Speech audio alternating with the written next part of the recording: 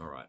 Welcome, everybody, to episode 55 of the You Can't Comp This NBA Trading Card Podcast. We are your hosts, Adam, Amy, and Russell Gibson, and we are live in person. We are live. We're on Facebook too. And Facebook. And like all over the world. Like everyone can see us. But we're actually face-to-face. Yeah. For a change. A few like this, and this is always a bit of fun. Yeah.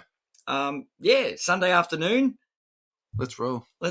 Yeah. Our weekend really kicked off on the Friday. Really on Friday, wasn't it? Yeah. Great way to start the weekend. EJ Cards, our great sponsor, had a trading day. That was something. There were a lot of people, a lot of bodies in the store. Huge turnout and just a really good energy around the day. Yeah. It was fantastic. We got there bang on 4:00 pretty much. Yep. And I was there till the end. You ducked out a little bit early. I did have to leave early. Look, everyone's got to eat. I had pizza. You went out for dinner. It's simple. It's simple as that. But it was great. There were so many people there, and we did get a couple of taps on the shoulder, and you boys sound familiar, which is always nice.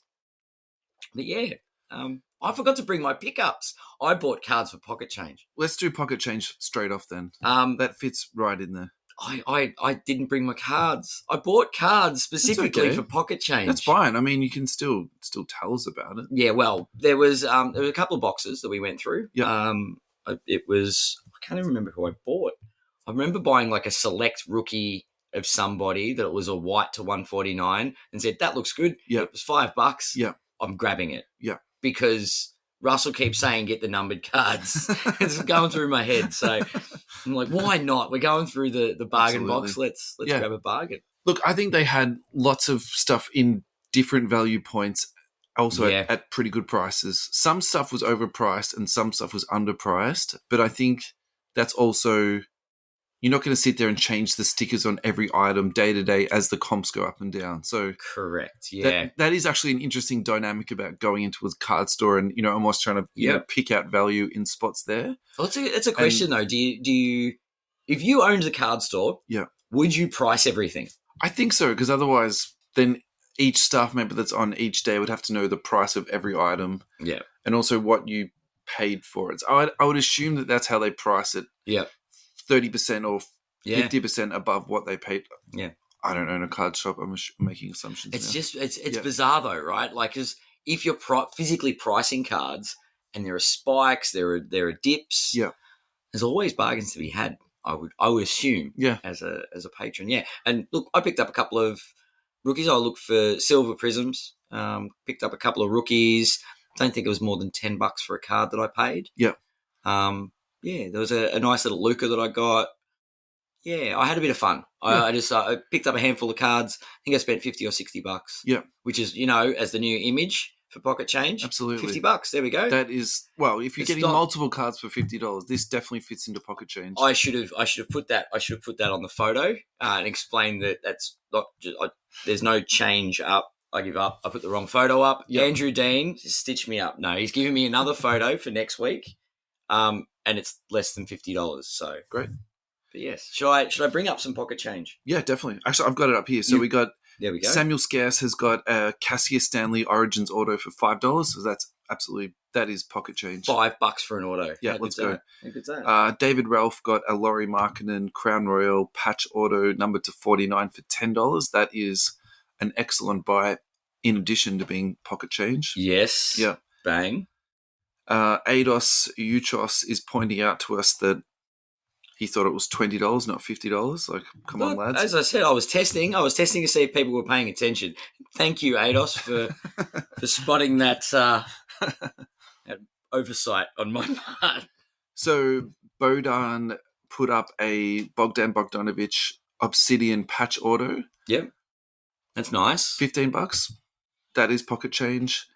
And I think Eidos is probably the winner of this week. So he picked up a Spicy P Fireworks numbered to 10 for $9 US. So you'd sort of put that around $20 Aussie delivered. That's a pretty reasonable thing to say. And I'd say for Richard, a bit of Spicy P action. Yeah, Richard Westwood, $2.25 for a Steven Jackson fast break sticker auto. That's pretty good. And Jared Begg picked up a Russell Westbrook PSA 10 hoops. I don't know. Should someone be paying you $12 to take that card off their hands, or are you supposed to be paying them $12? Or is that just too mean to pick on Westbrook fans? You should have said, I gave you a sneak peek of the jersey that I wore to trade night, didn't I? I was wearing my Lakers jacket, but I did have my OKC Westbrook jersey. The man is playing well. He's going to get 6th Man of the Year. But I don't know about how that impacts his card prices. I do have a small request for people. If you do go onto social media to post your cards and they fit into the pocket change mode, even if you're not specifically posting your cards for pocket change, if you could put in hashtag pocket change, that will be like, let's get it trending. Yeah, really fun if we could sort of create this underground movement of pocket change when people start to Google that. I think that will be really cool. All right. So that's our goal. As a group, we're going to hashtag pocket change. Let's so on Instagram, on Twitter. I think Facebook is the same too. It actually pulls it in, doesn't it? So let's get this rolling. My pocket change was actually, I think my favorite one was my Zeke Naji. I got that for like $4. Nice. I got a Banton silver Prism rookie card for $10. I'm pretty happy about that. But this doesn't quite fit into pocket change, but I got a Poku Court Kings level 5 for $55. And that's the one that I'm actually the most happy about. If you got that for $50, I'd be like, that's why I put the image up. $5 off, yeah. I should have haggled him down $5 and then I could have put it in Black for Friday. Pocket change. Yeah. Sure, you could have got $5 off. So I'm going to use that Poku card as a thought bubble to lead into our next segment, which was actually a post that was put up onto our Facebook. And to summarize it into one line, it's called, "What should I be buying into investing at the moment?" So this is from Ben. So Ben, thank you so much for posting. And this is what he put up. "I'm buying up some nice Lauri Markkanen cards to invest in for profit. The way he's going, definitely all-star this year. The one picture below arrived this week, which is a Noir RPA. It's numbered to 99. It's a 3-colored patch. It's red, black, and white. It's absolutely beautiful card, on-card autograph. Yeah. Which other players is everyone buying up, hoping to make a nice profit on? Players to buy at the moment. I'm not really buying anybody with a view to profit. I think anything that I've got of the Donovan Mitchell variety, I'm trying to move at the moment. Okay. You're not going to wait a little while till the Cavs do well in the playoffs or till he gets to the All-Star game? Or I want to ride the hype train. Yep. Just in case the train crashes. Okay. That's fine. That's totally fine. Trying to salvage it from a train wreck could be bad. Yeah. So, I don't know. Like, I'm not saying the Cavs are going to fail, but Spider hasn't got the reputation of being good in the playoffs.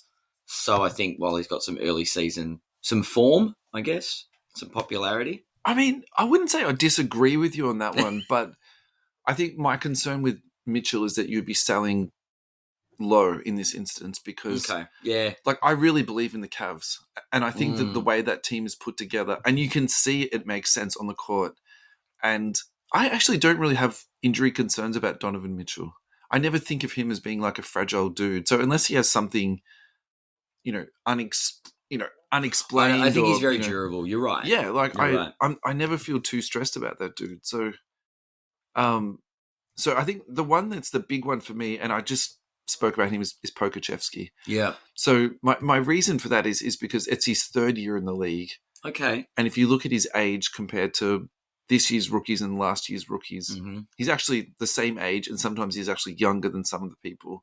It's interesting. Yeah. Yeah. And I think that's what gets a little bit lost, not on me, but I would say in the hobby in general. There's so much hype on this year's products. It's very easy to forget about people 1 year ago and 2 years ago in this sort of instant. Well, it's the win now, be a superstar now, everything now, right? Yeah, but more than that too, just the way that we consume media and social media and Twitter and Instagram, everything's just like bang, right bang. now, and 3 years ago it's just such a long period of time. Look, which is interesting. Well, if you look back at historically, you've got players that play. We've spoken about this previously as well. Players that have played for 4 years, have done 4 years of college. Yeah. And players that are one and done. Yeah. It's like 3 years head start or 3 years to catch up. Do you know what I mean? Are they behind? Are they ahead? They might look like a star now, but they're a lot older. Yeah. These younger ones, maybe there are bargains to be had in the 20-year-olds that are one and done. Yeah, definitely. rather than they just take a little bit longer someone to that's come 20, along. 23, 24, Yeah. like just come out of college, like done a long stint. Yeah. I mean, look, I haven't got those numbers in front of me on hand, but the one that is definitely on my mind at the moment is Pokachevsky. I think that, there's some real potential in that. And then the other one that is a little bit, I'm going to almost say this is like tongue in cheek, but at the same time, I do believe in it. It's this, look at the Sacramento Kings roster. Yeah. And go down the Sacramento Kings roster and have a look, because I think there's a lot of heat coming off that team. And you can also argue too now that they're the number one offense in the league at the moment, and their 3-point shooting is ridiculous. Yep. And it's not going to keep going. I think that's the, if you're being pragmatic, you can say, well, the Kings are going to slow down at some point. And I wouldn't disagree with that. But even if they slow down 10%, they're still going to be like a crazy good team. So, do you look at De'Aaron Fox? Do you look at Malik Monk? And the one that I'm actually looking at is Kevin Huerter, because if you look at some of his prices, he's definitely someone that you can afford to take a punt on. That's fair. Yeah. That's a good analysis. And you're right. The Kings have been playing well. There is a bit of hype. And look, I think I discussed this with you the other day. The Ferrugia factor is really lingering over your man Fox at the moment. He's putting up some numbers and causing a bit of chatter. Look, I don't really want to talk about Fox, because if I could be brutally honest with everyone, I think this is pretty obvious. I'm obviously so biased to Fox. Yeah. Do you know what I mean? Like, it's almost like my analysis is, null and void. But at the same time, I will just add to that I think all these years I've always said I'm an NBA atheist, but actually I'm probably coming around to the terms that I'm actually a closet Kings fan. Die easy Kings fan. And I'm actually really enjoying watching the Kings at the moment and watching like Fox flourish. Yep. So, I have to admit, it's been really, really fun. They've been playing some good basketball. So it is good to see. Yeah, definitely. So I think, I would say for me, the buys at the moment, look through the Kings roster. Kevin Huerter is definitely one that comes to mind. But I think for me is Pokachevsky. I really see value in that kid at the moment. I don't really have like looking through the comments here. There's someone Chris Lee said he bought a heap of Haliburton. Before the season, which I think is a great pickup. I think Haliburton is a huge talent. Andrew Dean also said Desmond Bane was his preseason speculation. I like Bane, but I think he's never going to be the number one guy on the team. Obviously, because Ja Morant's there. That's the only problem with Desmond Bane. Look, my whole thing about Desmond Bane is I think he's someone that you could sort of buy and quickly flip, and you could make some cash out of it. But long term, I'm not seeing where the Desmond Bane train ends. Oh, come on. It rhymes. It's the Bane train. We're getting on the Bane train. That's about as cool as he's going to get, by the way, is having a train nicknamed after him. Yeah, and I think I'm also too a little bit wary of buying too heavily into two players of the same team. Yes. And so if you just look at that roster and you go, who is the standout here and who should you be buying? Clearly it's I was going to name somebody else on the roster. It's Triple J, right? Like, obviously it's Triple J. Yeah. It's not Ja. Yeah. I mean, look, Ja Morant, it's so obvious, like, it's just not funny. Like, why are we even entertaining anyone else? Do you know what I mean? He's the MVP. Yeah. But anyway. Look, I think Bane's a good player, and the truth is you can probably make some money off the guy if you play your cards right. But as far as picking a player though goes, I think the right thing to do is find one of those struggling teams like that is running lots of players. Look at Orlando, look at Houston, look at the Spurs. Look for young players that have been given opportunities to shine. Yeah. Like, they're going to change their rotations throughout the season. Yeah. So there's going to come a point where one of those prospects is going to get a run and they're going to grab the bull by the horns and you're going to see spikes. Yeah. And that's where you're like, okay, short-term investments, long-term investments, go with your staples. Luka's, I don't know what Luka's prices are at the moment. Luka seems to be the talk of the town as far as long-term. Zion's are the horse is bolted on Zion. Like your bigger names are sort of there. I don't know if there are any that are jumping to that upper echelon. Has the horse bolted on Zion though? I don't know. I was actually going to jump on Card Ladder now and have a look-see. So the reason I'm sort of questioning you on that is because like he's fluctuated so much. And do you think people are really hesitant on him now? What are your thoughts? So I suppose the question is why did he go down as much as he did? And it was because of injury issues.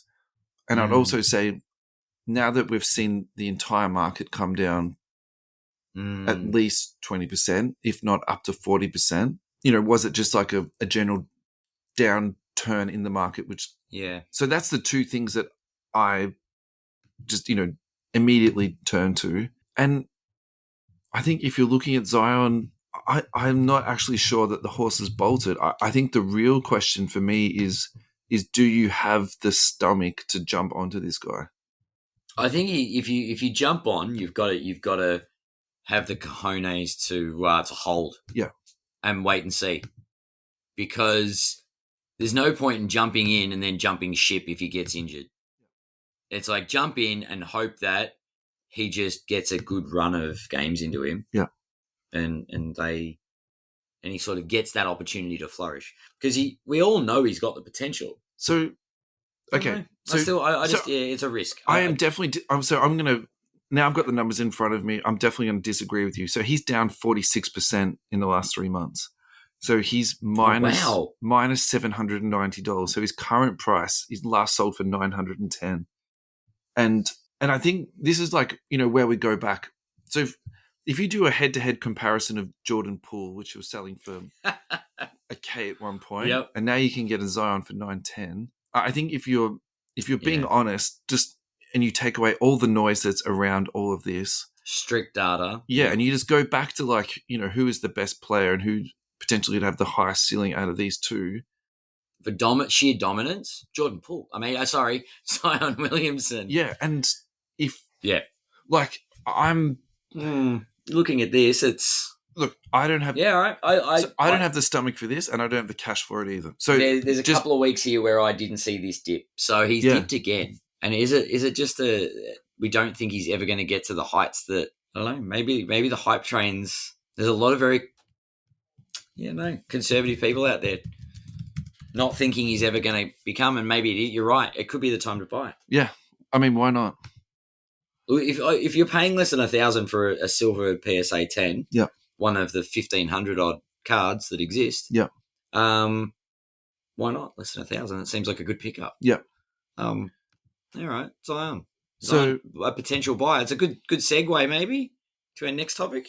Well, actually, I was just going to say, can we just duck back? Because there's a couple of things I wanted to add to that. So Chris Lee put Haliburton in there. Yes. And you did talk about that, but I actually found a tweet from Bobby Marks. If you don't follow Bobby Marks, at Bobby Marks 42, he is a ESPN commentator, and he was actually the old general manager of the Brooklyn Nets. Mm-hmm. So he was responsible for trading for Kevin Garnett and Paul Pierce and doing all those pick swaps. Yeah. So you can say, well, I don't really want to listen to this guy because he did that horrible trade. But actually, I think he's an amazing analyst because he has this very deep understanding of the league and all the front offices and that sort of background stuff. So I love following him on Twitter. So entering Monday night, Tyrese Haliburton is averaging 20.6 points, 10.5 assists, and shooting 40.4% from three. Haliburton would be the first NBA player to accomplish that feat. So currently the Pacers are at 9-6. So if you look at his Haliburton silver rookie cards, they're currently up 21% over the last 3 months. The really, really interesting thing about Haliburton is that he is absolutely trending up over the last 3 months, but his prices are literally up and down like a yo-yo. So in that 3 month period, he sold from $11 all the way up to $53. So I really like that because it basically means that, there's a lot of sales. Like they're easy to pick up silver rookies, but it also means too, if you're patient and you bid on 10 of them, you're going to get a bit of a price gradient. The only thing I would probably add to that though too is I think that sale prices do also fluctuate on the condition of the card, in particular centering. Looking at raw cards, you're right. And because the last couple of years, I would actually say that the swing on card. So, look, this could be it can be natural variance just of depending on the day, the price that it's sold for. Yeah. And this also could be a direct reflection of the centering of cards too. Like I really do believe in this theory that yes, you do see lower sale prices, but often there's a very good reason for that. There's too. a reason. Do you know what I mean? Yeah. So I suppose that's where I'm going with that. Look, I think. So I'm shopping for Haliburtons at the moment. Yeah, and going back to our previous thing that we just did about two, I think Haliburton has to be in that conversation in terms of a buy, because I think if you're a bit more of a conservative purchaser, you do need to give people some time to sort of settle themselves in and establish themselves. Yeah. And I think that Haliburton's time in Sacramento was complicated because he shared the backcourt with somebody who was very ball dominant, being De'Aaron Fox. Yeah. And look, I'm in sort of two minds about this because I could actually see a world where Fox and Haliburton could be a really good backcourt together. Yeah. But the Kings decided to put Fox with Sabonis. And I'm not that sad about that. I wouldn't be sad about that. Because they've got a really nice two-man game. But at the same time, you see these numbers that Haliburton is currently putting up. And actually, I'm kind of like, I am actually a little bit sad. Like, this dude can, really ball. So he definitely belongs in that on that list of who you should be buying. Yeah. Yeah, for sure. So we've got Tyrese Haliburton. Andrew Dean, he said Desmond Bain. You've already spoke about him. The Bain train. And that's actually all we've got on there. So yeah. I think we have a look around later in the season. Yeah. We have an Andrew Gaze into the future. Let's Luke Longley. And then the other thing that you segued into was we segued into Zion. So let's segue into our next segment, which is Kobe Bryant versus Zion Williamson. Rookie cards. Let's go. All right. So Eric, the collectibles guru on Twitter. And Eric, if you are listening, we want you on the show in the worst way possible, mate. Worst way possible? In the worst. The best and the worst way. In the worst way possible. You can interpret that every which way you'd like and the wrong way. Eric, come on the show, mate. Yep. We want you on. So the tweet here, we've got 2019 Prism Zion rookies, PSA 10, pop count of 22,000 at the time of printing 105. Current value, $121.10. Market cap of $2.67 million. Yep. Right. 1996 Topps Chrome rookie, Kobe Bryant. PSA 10. Pop count, 833. Current value, 4,200, meaning basically a market cap of almost $3.5 million. Yeah. What the hell? I'm reading the tweets now. Thoughts? Like 4,000. I think that's a buy for the Kobe, to be honest. Even though it's base? Topps Chrome base. Looking at the pop count, it's 800 in the PSA 10. Do you know what I mean? Like, the populations are vastly different. What intrigues me is the market caps are very similar, right? When you think about it. 20,000 cards worth 2.7 million. Yeah. And then you've got 800 cards worth 3.5 million. Zion's got a long way to go before he's Kobe, is all I'll say. But we talk about pop counts. You look at Giannis would be the interesting comp because I think the Giannis comp, like pop counts. What would you comp it to? Giannis to Kobe? To Kobe. Yeah, right here. Because of the pop count. Yeah. I can. While you're finding that, I'll just run through my little bit. So my feeling about this is that at what point does a Zion rookie become a stay away? And what I mean by that is obviously you're looking at pop count and then you look at price. I just don't know what's the bottom for this card. You don't know where the bottom for the base for Zion? Yeah. $100 card. Yeah. I think we're near the bottom. But if you pick it up for $100, that then becomes a good purchase. But it could be one of those cards that stays $100 because there's so many of them. Yeah. But I don't think it drops because of the player. Yeah.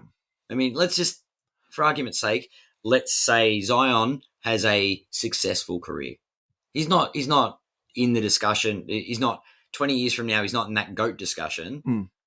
But he's had a very good career. He's due for he's going to make the Hall of Fame. So multiple All-Star appearances. Maybe has a chip. Whatever. Yeah. Right. Good career. There's still 22,000 PSA 10s of that card. Yeah. Right? And that's fine. I don't. It's a good $100 pickup. Yeah. But there's still 20,000 of them. Yeah. So unless the hobby grows to the point where there's such a demand on that card Yeah. that exceeds the sheer number of ones available, I think it's a problem. I don't know, if someone gets... But it's still $100 and it's a PSA 10 and it's a headline. If you acquire 15,000 of them, burn 10,000 of those and half the population of the card, then it goes up. Yeah. The problem is it's such a high pop count, and this is why I like looking at the silver in this in when we were previously looking, like Haliburton, and $1,000 for a silver prism. It's good. I think that's good value. Interesting. Especially someone having a career like that. Who are you talking about? $1,000 for the Zion. Yeah. Yeah. So you feel okay with that? Yeah. Because I think long term, that pop count's not going up to 20,000. I hope not. You'd hope not. Yeah. So I'll go back to Giannis because I found some data. Yeah. Can we finish this bit first? Is that all right? The Kobe stuff. So, and the other reason why I actually put this into our feed is because and this is not just about these two cards, like let's just talk about the hobby in general. Yeah. If you think about the bubble that has just burst and now we're on the other side of it. Yeah. I think it's been deflated a little bit. It hasn't burst. Okay. Someone's letting the air out of the tire a bit. So we had a balloon that blew up and then someone let 40% of the air out of it. Let's just say that. Let's say it didn't burst, but a lot of the air's been taken out of it. You know, this exercise is really good because it actually grounds you and then takes you back and says, these are some of the old school dudes. This is what they're selling for. This is the pop count. And then you look at some of the new school, like the modern stuff that we're so caught up in and we're so focused on. You almost have, and I'm talking about this from my own thought bubble here. I've actually lost track of other things that's going on in the hobby because I've been so focused in this kind of microtransaction hunting for these cheap players and that's why I really like this post from Eric. So I actually want to start doing this. Instead of doing Zion Watch, it'll be like Zion Comp, or instead of doing Jar Watch, we'll do Jar Comp. So then we can comp, say, a Jar to a Clyde Drexler. It doesn't have to be Jar to I'm just waiting for you to bring up a comp and I'll just say, you can't comp this. And just cut you right there. But do you know what I'm trying to say here? Yeah. And so, they said we couldn't comp this. And how I feel about this Kobe Bryant card, to be honest, is this a sell at that point? So for 4,200 USD, I know that it was a lot higher in the bubble, but yes, that's right. Yeah. Could you then take that and buy a Kobe auto, or could you take that and buy a Jordan rookie? Yeah. All right. That's it. So do you know what I mean? I just look, to be honest, I would rather buy the Zion for $100 than the Kobe for 4,200. I might turn out to be 100% wrong about this, but I think that also probably fits into my risk profile and also the way that I spend my money on cards. I'm probably more in that $100 than the $4,000 range. True. Yeah. All right. And sorry, just to cut you off, to go back to your Giannis thing. Sorry about that. So that's all right. Yeah. I'm doing some numbers. I'm running numbers because I want to. Before I make a statement, I'd rather. All right. So Giannis Antetokounmpo. Yeah. Prism base rookie PSA 10. Yeah. Pop count 2,819 of the silver. Of not the silver, the base. Oh, sorry, Giannis. Yep. Giannis base. Yeah, radio. Okay. Last sold. It's on the dip too. It's down 30%. Last sold 840. Okay. Is that a buy? Because 3 months ago, you're looking at 12 to 1,400 US for this card, and I think over 20 years, you look at. I'm just doing the numbers on, we'll say, 2,800 divided by 800, 3.5. So, at times 840, 2,940. If you make it relative to the pop count of the Kobe. This is Giannis, who is going to be in that Mount Rushmore discussion as one of the greatest players. Can you just summarize everything that you just said then? Because it was a little bit disjointed. So, sorry about that. Yeah, that's fine. Yeah. I've got a pop count of 2,800. Of the on Giannis base PSA 10. Correct. Yep. Kobe Topps Chrome base. Yep. Pop count 800 or 833. Yeah. So in order to get some relativity, yeah. I divided the Giannis quantity into the Kobe quantity. Sure. To see how much I had to multiply the value of that Giannis to see if it comes on par with Kobe. Okay. So I get just below $3,000. Yep. If I make it relative to the Kobe. So you're saying that with the relative population, the Giannis is still good value? Yes. Yeah. Yes. I think at 3.5 times, I think that 1,200 price point is probably where it needs to be and where it will end up in years to come. Okay. And a starting point. So you're saying this is a very good long-term purchase? Yeah, I think I think its current value should be around the 1,200 mark. Okay. Because in 10 years' time, let's say the Kobe's worth $6,000. Yeah. I think the Giannis should be worth 1,500 or 1,800. 3.5 times. Yeah. Kobe should be worth 3.5 times more than the Giannis base, based on pop count, though. So the two tools I used were pop count and current value. That's if you're assuming they have the same collectability, the same career. Yeah. Blah, blah, blah. Giannis is in a trajectory where he's pushing for top 20 players in history. Do you know what I mean? And again, I'm no Kobe supporter, but Kobe did have 4 championships. Giannis has got 1. He had 5, didn't he? 5 championships. That's how much I like Kobe. I mean, it's a long way for Giannis to get there. Yes. Yes. So. But I do think on a scale of pop count, and we had this discussion not long ago. Yeah. Giannis is probably the only modern day, is the last modern day card that you can see real long-term value on purely based on its pop count. Because after Giannis, everyone else has got pop counts with 5 figures in them. Yeah, my initial thought on this was I don't really want to put that much money into a base card, but you're actually convincing me the more you're going through this. Yeah, it's 2,800 Giannis's. There's just as many Zion Silvers. So it's just as a base Giannis is just as rare as a silver Zion. Yeah. And you can get it for 150 US less. I just think the thing that goes through my head is they're the prices you sell the card at, not you buy the card at. And I think that's how I feel about Kobe at the end of the day. Yep. Do you know what I mean? If I had a Kobe and I got it for $500 and I sold it for 4,200, I'd be like, you'd be right. That's the logical thing for me to do, not to buy that card at 4,200. I suppose, and that's where I'm probably stuck on, even with the Giannis. So I think. Yeah, that's an interesting one. And this is the other thing where I struggle with in my card collecting versus investing. I do like to invest in cards. I like to buy things that go up instead of go down. I think that's a natural thing to do. But I think at the end of the day, I want to buy cards that I like. And I think I would prefer to have a Giannis autograph than a Giannis base card. Ooh, so I like that. I do like. And if I had that amount of cash, I think I'd just rather have. So that's probably do you want me to get the beautiful mind numbers ticking over right now? Yeah, go. So, pop count of 4,091. Yep. Base. Yep. Tops Kobe Bryant. Currently $990.50. Yeah, right. Yeah. That's more relative. Yeah. To the Giannis, right? Yeah. So there's more of it than the Giannis, but it's still selling for almost $1,000. Yeah, interesting. And that's the tops, not the tops chrome. Okay. Base. PSA 10. Down 10%, actually. Interesting. Very interesting stuff. Interesting times with, I don't know if you call the tops chrome, the silver prism even equivalent. Yeah. And then the tops chrome refractor, a numbered variant, like the 199 or the... Yeah. I don't know.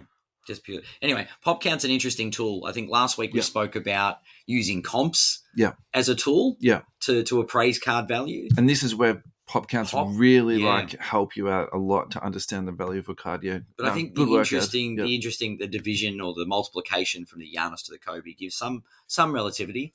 Yeah. Careers isn't over yet for Giannis, but it's interesting. I actually prefer this conversation now when you're comparing two cards than just doing a straight Zion watch. So I think moving forward, why have we gone off Zion watch? We just want to watch him. Isn't it good that we can watch him? We can still watch him, but I just think it's more interesting. I can watch him on League Pass now, rather than complet like this.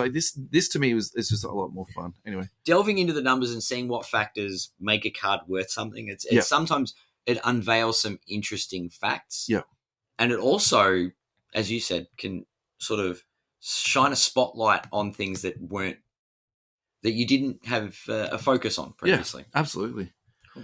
Alrighty. So last week we did a segment on timeless moments, and also what we were doing too was laying out the groundwork for people to be able to have their say and vote on timeless moments. So I voted on a couple. Thank you, everyone, for voting. Thank you, Adam, for voting.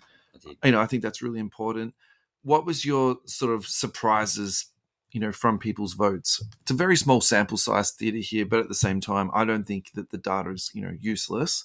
But what were your thoughts about the voting? My thoughts were, I can't believe how few votes the redemption cards got. Yeah.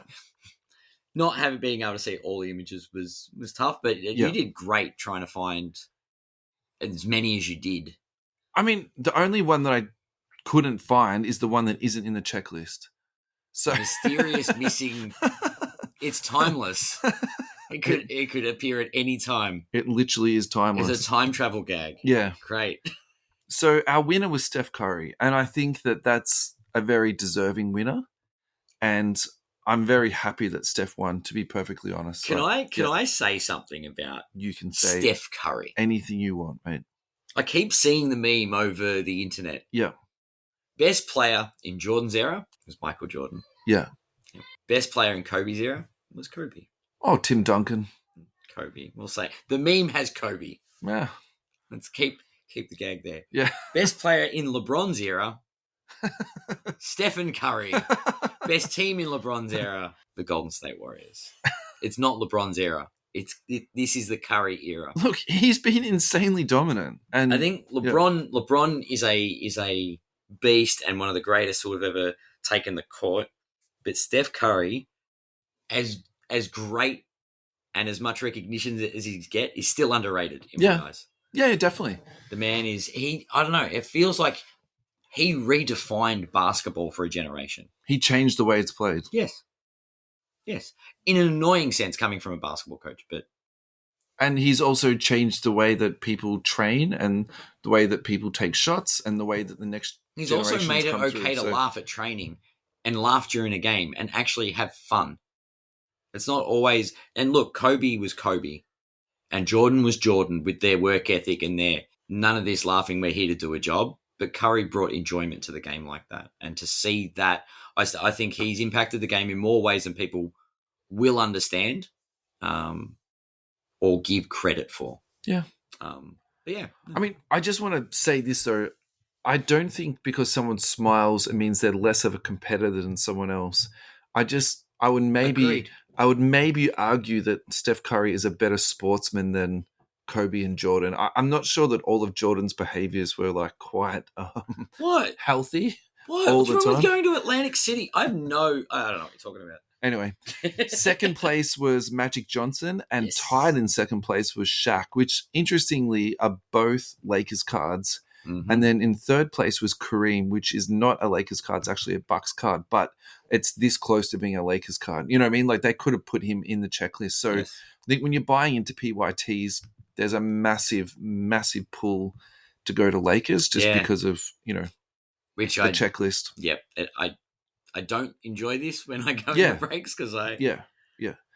So my takeaway of this is that somehow Anthony Simons got into the checklist and he got 2 votes. Like, did I vote for him? No, I didn't. My brain is actually like having pain right now looking at this.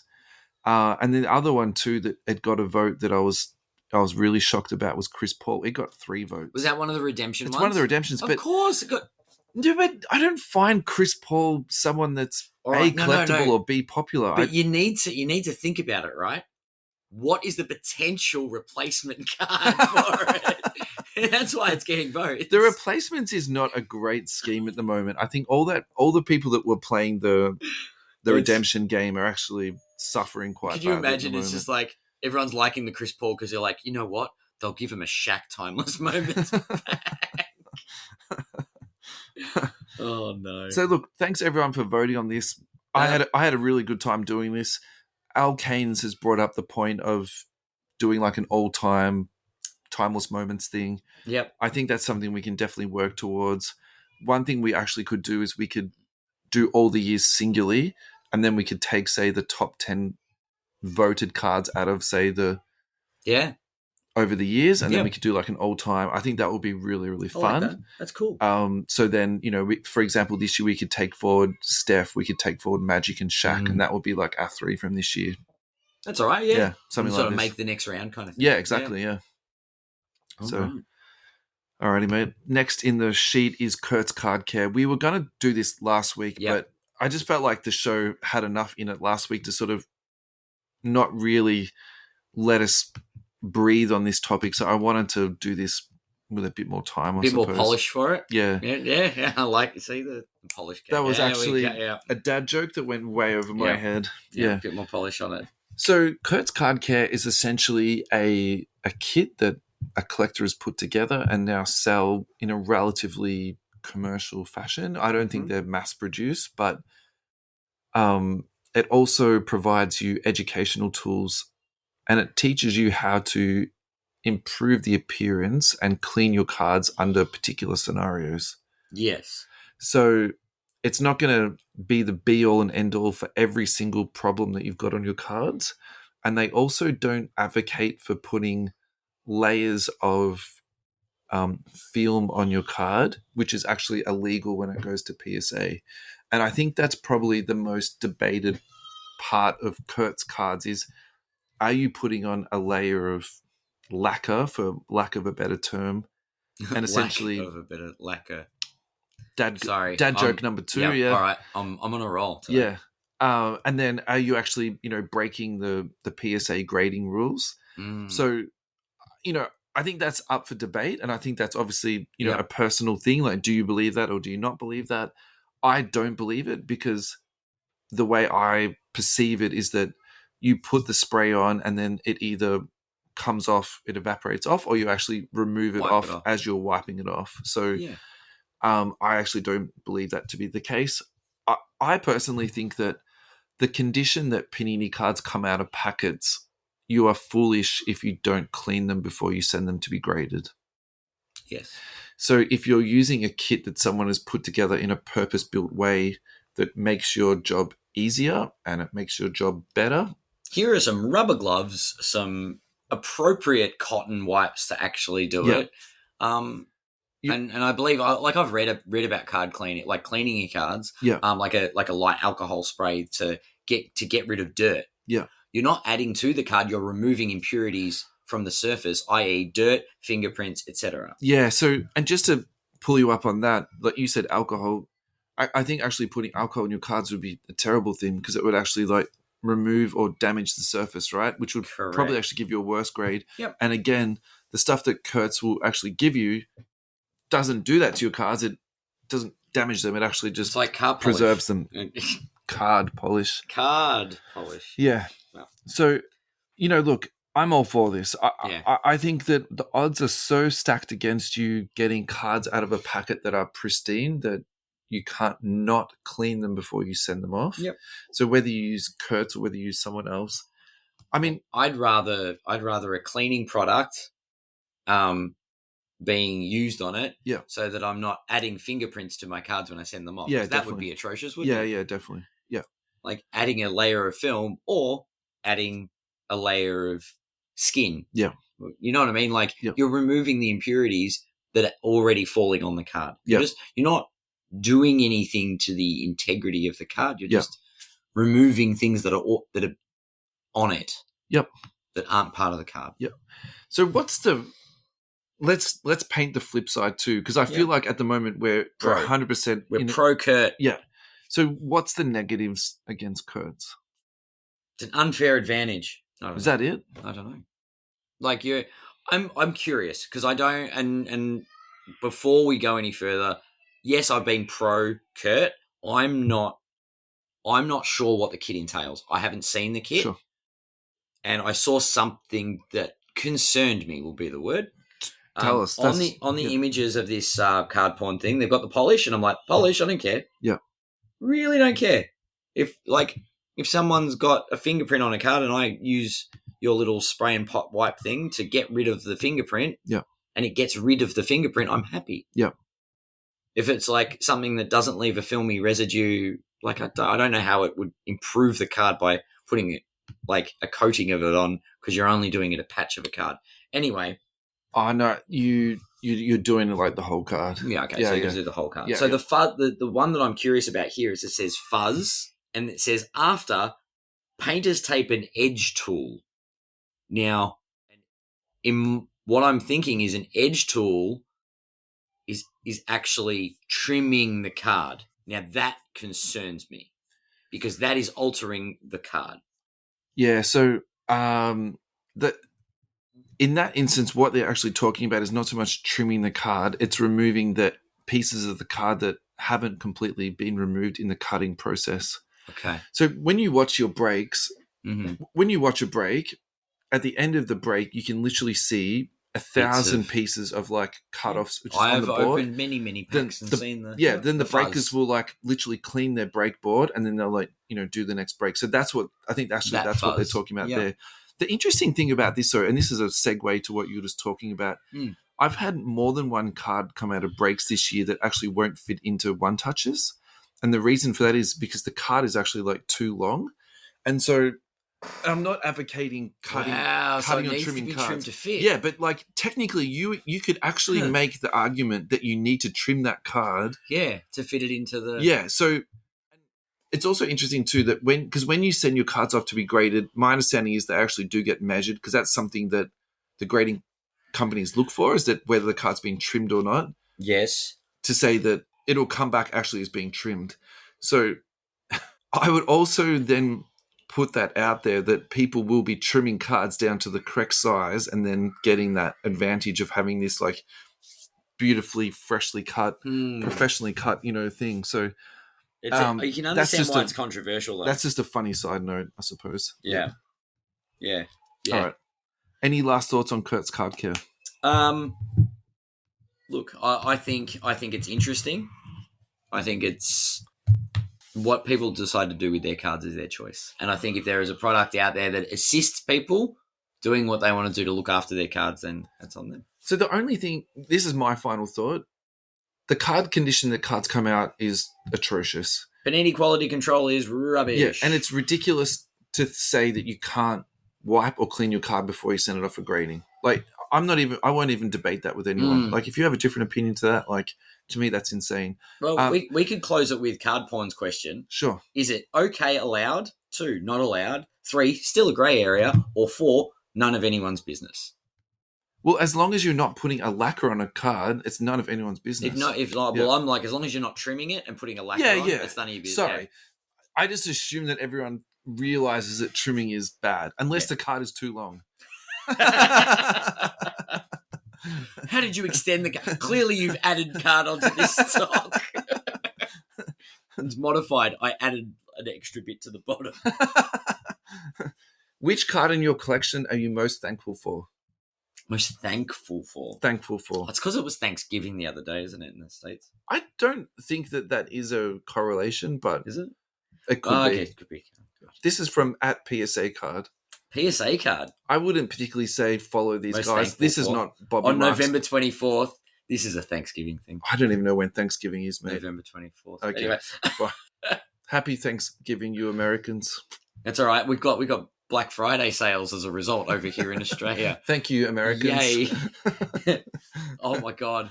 Actually, no, I will say this. I was watching the Lakers Spurs, and they did a thing, and this is where they clearly didn't run it through, like, think it through before they ran the promotion at halftime.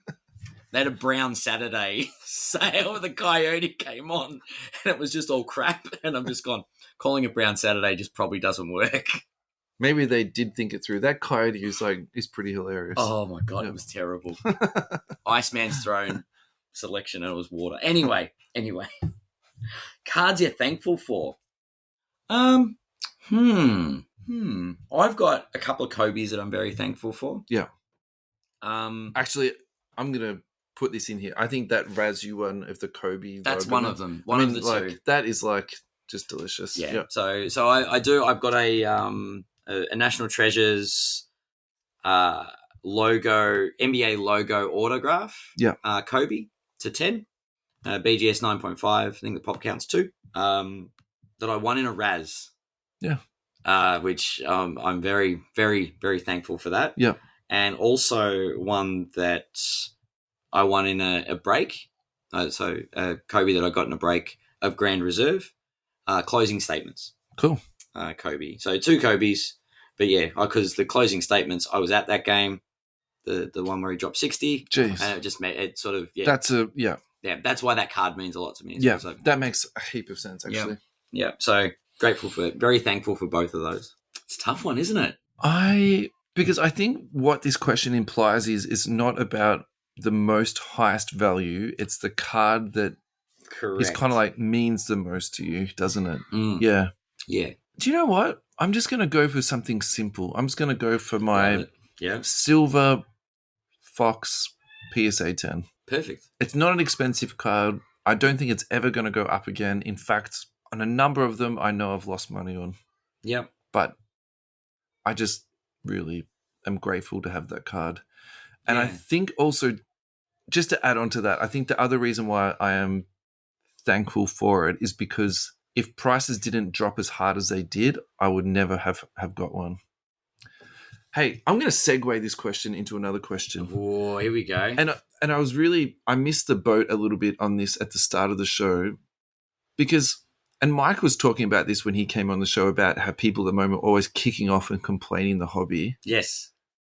About all the idiots that make the stupid calls. Yeah, but can we talk about, so let's talk about what are we grateful in this hobby in general. So not just like one card. What are the things at the moment you're actually enjoying with the hobby? Because I can people. Simple. The people definitely, and tying that back to EJ cards, like just people who are saying like the hobby's crashing and all this type of stuff. You come down to like a local card shop that was doing a day like that. You cannot tell me that like it's the hobby's in trouble. You can't tell me it's bombing. No, because you look at it, it was chock-a-block. Now there were Pokemon kids. Yeah. That were, albeit it wasn't all NBA. That is true. But you looked at cross sports. Yeah.